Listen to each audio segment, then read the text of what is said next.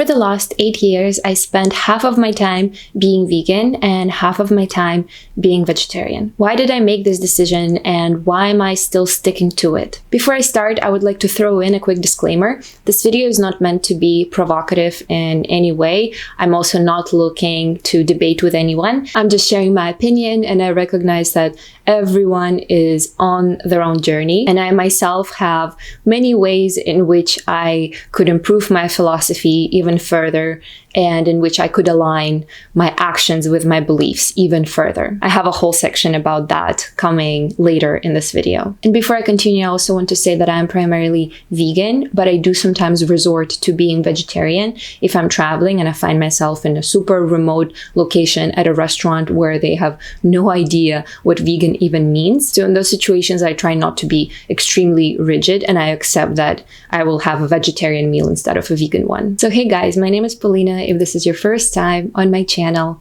and I just want to talk about this philosophy of mine that I've had for quite some time. I went vegan when I was 20 years old, and right now I'm 28. So I feel like over time, throughout my 20s, my beliefs around this topic have solidified even further. And I just want to talk to you about why I chose this lifestyle, what it means to me, because I do receive a lot of questions about why did I become vegan in the first place. Growing up, I was never exposed to veganism or vegetarianism. I have heard that there are people out there who do this kind of thing, but I never even considered why they would do something like that. Everyone around me ate animal products. Everyone around me never questioned it.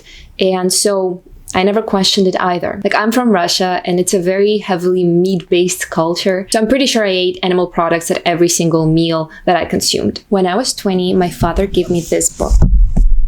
It's called China Study, and it is by Dr. Colin Campbell and his son, Thomas Campbell. I love reading, and I devoured that book over my Christmas break. That was my first introduction into why someone would pick a plant-based lifestyle. At that point, I was already living in Los Angeles, so I did have some vegan or vegetarian friends, but the concept was still foreign to me. So this book was a passageway into this new way of thinking. So a few months after reading this book, I decided to give up meat. And for me, it was a very easy switch because I never truly enjoyed the texture of meat, so I wasn't missing it much afterwards. Half a year later, an acquaintance of mine recommended that I watch this documentary called Earthlings. I felt very compelled to watch it, and I sat down one evening, and I could only make it through half of it, because for me, the content of this documentary was very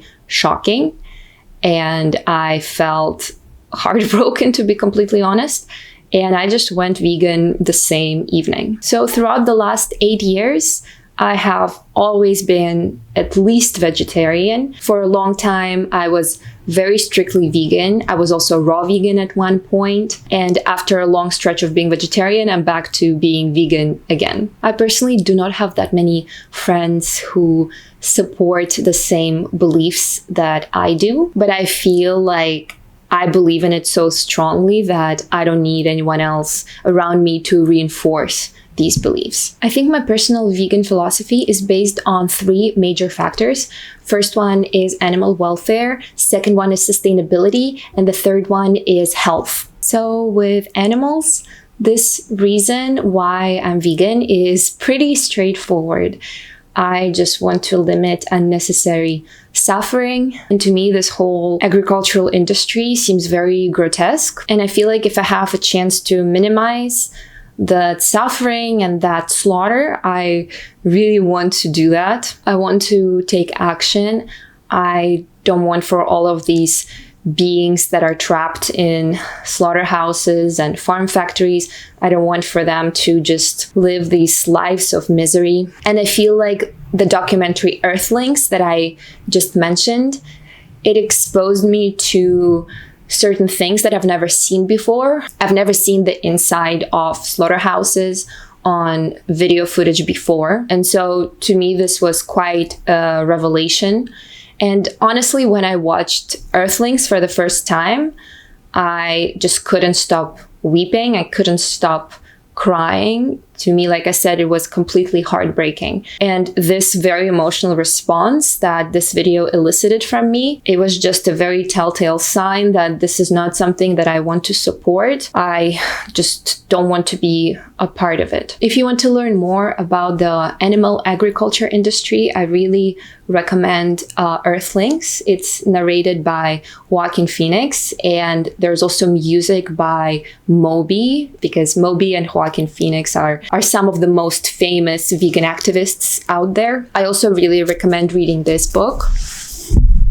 It's called Eating Animals by Jonathan Safran Foer. It's a very illuminating book. I read it last summer, and to me, it just reinforced my belief that this is what I want to do. It helped me realign my values, and that's what prompted me to go back to veganism from vegetarianism. I think when we live our urban lives, we sometimes are just so removed from how the products that we have make their way to us, and we sometimes are really removed from the realities of that manufacturing process. And that's why watching documentaries like Earthlings, it bridges the gap. And sometimes it can make us reconsider what businesses we want to support and which ones we do not want to support. The second reason why I'm a vegan is sustainability. If you want to learn more about how animal agriculture affects our planet, this book, once again, is a really, really good source. And it cites a lot of extensive independent research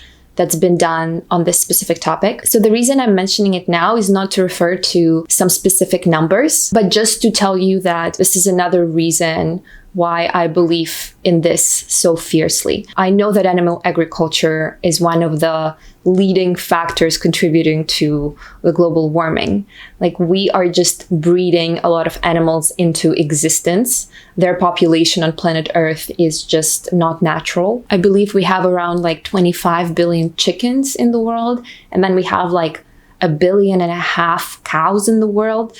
So these numbers are just not supposed to be this high, because if animals were just, mating on their own in the wild, these numbers wouldn't grow so disproportionately large. And all these animals require fresh water. All these animals produce a lot of gases that pollute the environment. And I feel like with the current climate crisis that we're facing, I again just want to try to minimize my own contribution as much as possible. I also think it's not sustainable to feed plants and water to the cattle and then slaughter that cattle to feed the cattle meat to humans, because it's much more sustainable to just remove the middleman, right? And just feed plants to humans. The third reason why I don't want to consume animal products is my own health. I think this reason is probably the most controversial of all the reasons that I'm mentioning, because it's hard to argue against the sustainability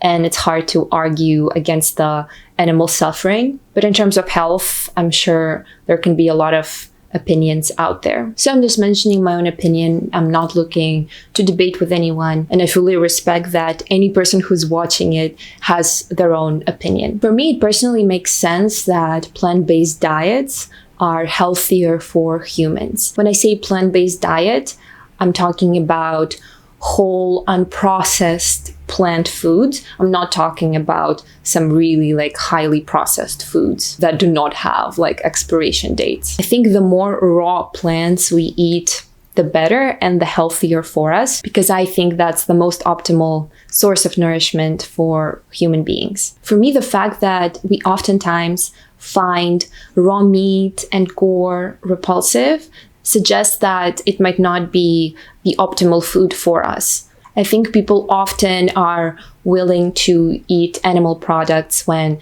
they're perfectly presented, when it's a perfect piece of steak or perfectly cut slices of tuna, something that's removed from the animal and no longer resembles the whole animal. But at the same time, I feel like when people are presented with the images of slaughter, we often find it repulsive. I heard this really good example from another vegan activist who said that if you place a child in the room with a rabbit and a bowl of strawberries, and then you leave the room and then you come back, you would probably expect to find a child eating the strawberries and playing with a rabbit. And if you find your child doing the opposite, like trying to eat the rabbit, trying to slaughter the rabbit, most likely you would take your child to a psychologist, because that would be considered animal cruelty. So I think if other animals were truly a food for us, then a child slaughtering the rabbit on his own would be considered totally normal. We also have a lot of anatomical differences from predators and omnivores. I think this table summarizes it quite well. And I also feel like I get asked about my protein consumption a lot. And in my mind, I don't think that humans need some crazy amount of protein. I think it's more of a marketing trend that was set by the animal agriculture industry. If you think about it, even human milk that babies consume in the year of their most rapid growth only has 1% of protein in its calorie content. Some studies suggest that it's even less than 1%. Also, if animal protein was so essential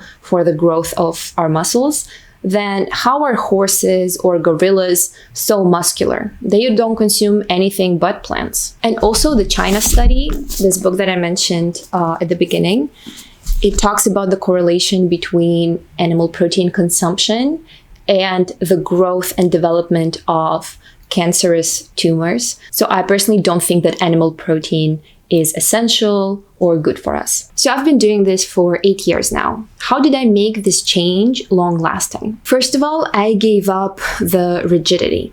When I first went vegan, I was extremely rigid. I would never tolerate anything being by accident added to my food. And then I was also raw vegan, so I never ate cooked foods. I was very religious about my approach, and I think it ultimately led me to burning out a little bit. And so that's why I switched to vegetarianism. Now, as I switched back to veganism, I am not as rigid as I used to be. Right now, like I said, if I travel to some remote destination where they literally don't have any options, I will eat something vegetarian. And also recognize that these like one-off events, they don't really affect what I do on a day-to-day basis, because what matters most is our daily habits. They accumulate over time. Every purchase we make at a grocery store, every dish we order at a restaurant, what we do on a daily basis defines who we are and how we're contributing to this world. So even if you don't want to be vegan or vegetarian or find it very intimidating, but you do align with something that I'm saying in this video, maybe you can just reduce the number of animal-based meals that you have in your week. And even that little change will have its impact. There is no need for perfection. It's much better to do something imperfectly than not to do anything at all. The second thing, how I'm making this change long-lasting, is I strengthen my beliefs. When you truly believe in something, it's actually very easy to follow through.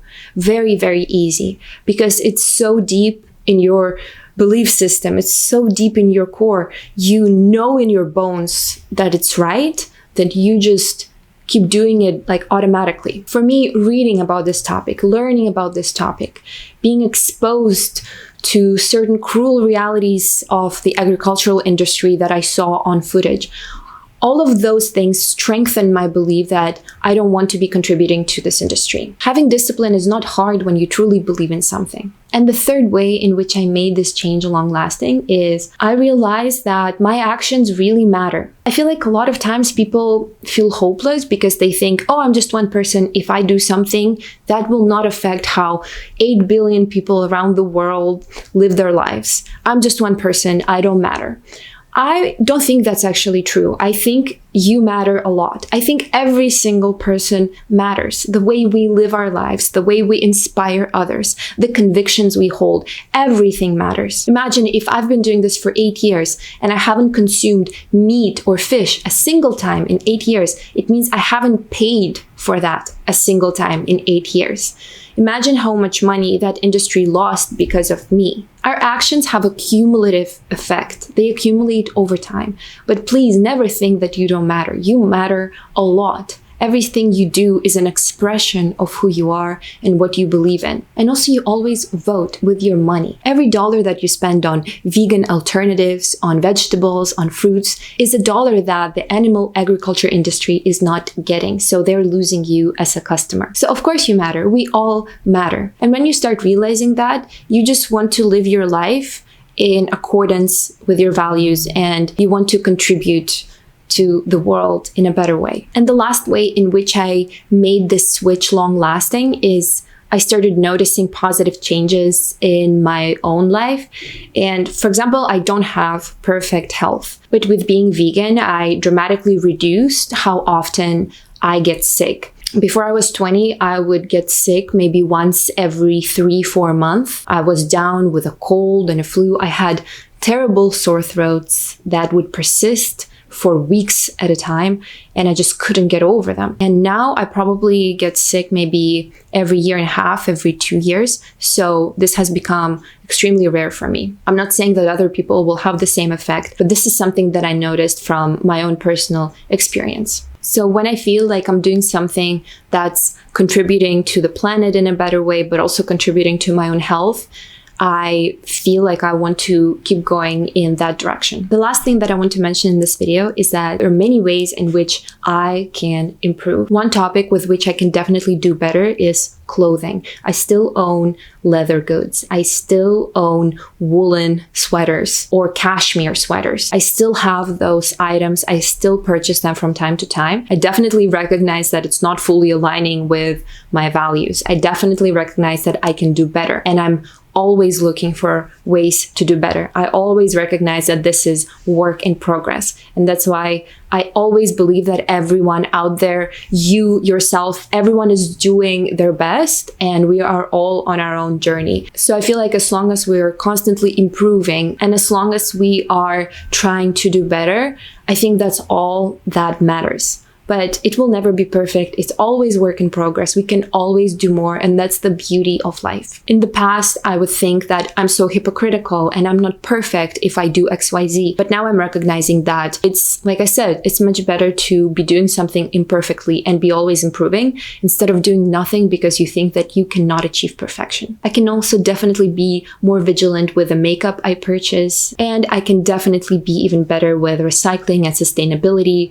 and my consumer behavior. So yes, it's definitely always work in progress. But I want to thank you so much for watching my video. Maybe it gave you some food for thought. Maybe you will look into these resources that I mentioned. Please feel free to reach out to me. If you have any questions, please feel free to leave your comments down below if you are on a similar journey. And I'm really excited to see you in my next video. Bye guys.